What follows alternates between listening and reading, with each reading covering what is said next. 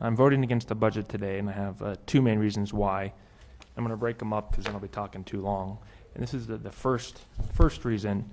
I personally believe a budget is a policy document, but more importantly, reflection on our values. And I tried to live my life as an elected official from this quote. The moral test of government is how that government treats those who are in the dawn of their life, the children, those who are in the twilight of life, the elderly, those who are in the shadows of life, the sick, the needy, and the handicapped. That's Hubert Humphrey. Now, in the budget process, the town comes to each council member and you lay out your priorities. I want this done, I want that done. They try to do it into a budget. I only had one request, and that was for specific programming for low income and disabled. Our town currently does not have any program besides the Old Coyote Run for disabled or low income individuals. I want to go over some stats in Oro Valley. In Amphi, in our schools, these are the percentage of children who are on free or subsidized school lunches. Now, these are people who use them, not qualify. The qualify is obviously going to be higher. 24% of all students at CDO use subsidized or free lunches, 22% at Copper Creek, Wilson 17%. Oro Valley's Sun Shuttle Dial-A-Ride, saw an article today, 4,000 citizens registered users, 10%. Obviously, we're going to have a higher percentage of our population that qualify. 30% of children in Tucson don't have enough to eat. The U.S. Census Bureau states 20% of the population has a disability, and the CDC states 1 in 6 children has a learning disability.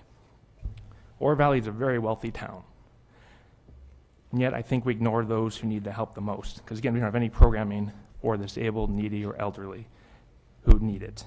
So the question I'm asking is, what are we doing for the poor, those with special needs, the disabled, and the elderly who have problems even getting out of their house, children with autism, etc., and we're not doing much. I believe fundamental to the American dream is equality of opportunity, that everyone has the ability to succeed and be judged on their merits, not the color of their skin, the religion they practice, or the income in one's bank account. Unfortunately, this is not the case for the vast majority of those who are in poverty or suffer from a disability. Personally, being an elected official, I believe, comes with an awesome responsibility. I personally can no longer morally and ethically sit here and allow Oro Valley government to ignore its basic obligations to the neediest among us. We owe it to our citizens to give them an opportunity for equality and the ability to live their life with dignity and integrity. Thank you.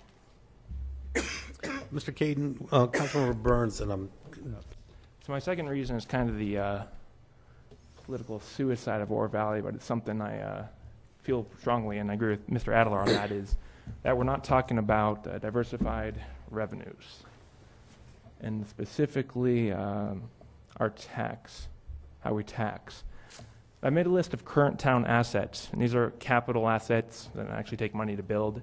For instance, there's not going to be West Lambert Lane on here because when I met with the town manager and our financial manager on Monday, they're planning to leave it vacant, so we're not planning to do anything with it, so I didn't put it on the list. So there might be a few add or detract, but here's the list of assets I think we have. The library, Steam Pump Ranch, Naranja Park, the Aquatic Center, the Honeybee Village Archaeological Preserve, CDO Shared Youth Path, James Creek Park, Riverfront Park. Now, on the next slide, we have the assets that are acquired or built with the county bond fund process. The only one completely funded by the town is Naranja Park. And as you know, we're going out for county fund for that next year. Everything else was either built entirely or a good majority with bond funds. Again, assets funded by Oro Valley, Naranja Park. The improvements to the Aquatic Center were funded entirely by Oro Valley. The original Aquatic Center was given to us by the county. And then part of the library, I think we paid 55% for the construction, and I think we paid 24% at Riverfront Park. And a small portion of the CDO was town funded as well. So again, comparison of county funded versus town funded, with again some portions being And I wanted to focus on this, and this is our strategic plan, fiscal responsibility. And our first action item was evaluate opportunities to diversify the town revenue sources. And this goes back to the budget being a policy document. And I think we're missing an opportunity this year with going out with the general plan to have a frank discussion with our residents of what the town is going to be and how we're actually going to fund the town. Now, I kind of take exception to the statement we say where we don't have a property tax. I say we do have a property tax, we just have the county collect it for us. Because most of our town has been built with county funds on the county bond program.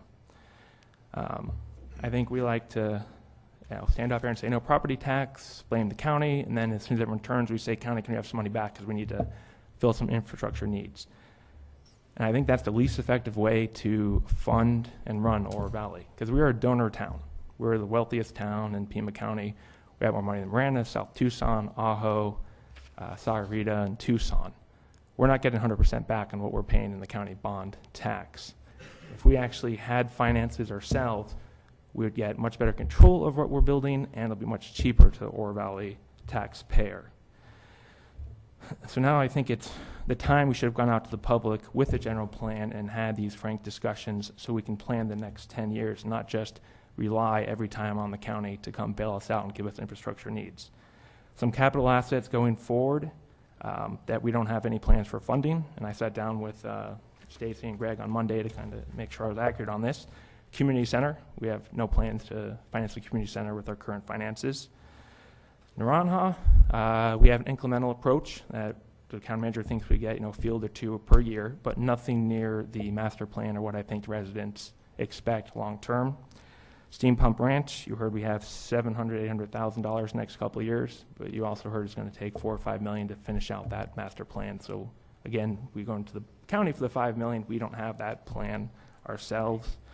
Possible incubator for bioscience. That's another issue you can talk with the county to possibly fund. On our wish list, possibly. Again, we have no plan to be able to fund that. The Aquatic Center Phase 2 and 3, if we decide to go forward on that. Something important to me, water conservation. In 14 years in our capital improvement plan, we will get reclaimed water, James Gray. But as it stands now, the only park we're going to have reclaimed water to is Naranja. None of our other parks on reclaimed water. Painted Sky is the only school on reclaimed water. I personally believe with the water shortages coming, we should have reclaimed water for all schools, parks, and commercial irrigation.